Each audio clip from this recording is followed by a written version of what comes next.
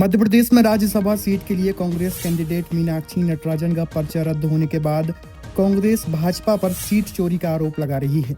वहीं भाजपा भी लगातार पलटवार करती नजर आ रही है। खंडवा सांसद ज्ञानेश्वर पाटिल ने एक बयान में कहा है कि कांग्रेस ने जानबूझकर ये गलती की है ताकि वो भाजपा पर आरोप लगा सके।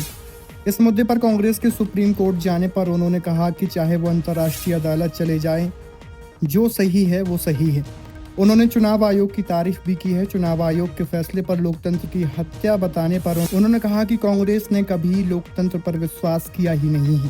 खंडवा पहुंचे सांसद और भाजपा के वरिष्ठ नेता ज्ञानेश्वर पाटिल ने कांग्रेस पर पलटवार करते हुए कहा कि राज्यसभा में हमको जीतना था, हमारे पास में संख्या बल था, हमारे संपर्क में कई लोग थे, लेकिन कांग्रेस ने अपना पाप छुपाने के लिए जानबूझकर फॉर्म में गलती की।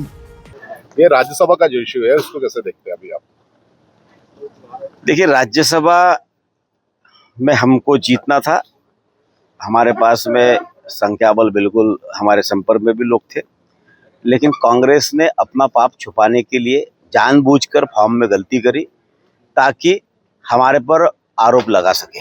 उनको मालूम था कि उनका कैंडिडेट हारना है और चुनाव आयोग के ऊपर जो ठीकरा फोड़ने की कोशिश कर रहे हैं ये सरासर गलत है। भाई, चुनाव आयोग क्या करेगा? गलती आप छुप कर रहे हैं, गलती आप छुपा रहे हैं, और वो गलती उजागर हो गई तो गलती उजागर हो गई तो कोई भी चुनाव आयोग जो सत्य के साथ में है और सत्य का साथ चुनाव आयोग ने दिया है, उसके कारण हमारा तीसरा कैंडिडेट जो निर्विरोध जीत कर आया है। सुप्रीम कोर्ट गए हैं अभी लोग। ठीक है, जो भाई जाने के लिए किसी को मना ही नहीं है, वो सुप्रीम कोर्ट जाए, अंतर्राष्ट्रीय अदालत पर जाए, और जो सही है वो सही ही होगा। उनका कहना है कि पहले वोट चोरी होती थी, अब सीट चोरी कर ली है लोकतंत्र। देखिए, उनका आरोप लगाना, मैं क्या कह रहा हूँ कि आज तक के उन्होंने जो किया उनकी भाषा वो बोल रहे हैं कि जो जो उन्होंने करते आए, लोकतंत्र पर कभी उन्होंने विश्वास नहीं किया, लोकतंत्र के हमेशा गला घोटने का काम कांग्रेस ने किया, और आज वो लोकतंत्र की दुहाई दे रहे हैं। हम तो लोकतंत्र का पालन करने वाले लोग हैं और हमने वही किया जो इन्होंने छुपाया, उसको उजागर किया।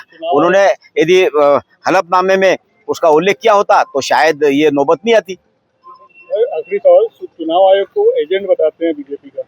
देखिए, जहाँ वो चुनाव जीत जाते हैं तो वहाँ तो हम जीते, और जहाँ हार जाते हैं तो चुनाव आयोग पर और ईवीएम मशीन पर ठीकरा फोड़ने का काम करते हैं। तो इसका जनता सब जानती है कि ये जब हारते हैं तो दूसरे के बत्ते, लेकिन तुमने यदि जनता के हित में या देश हित में काम किए होते तो शायद आज कांग्रेस की स्थिति नहीं बनती।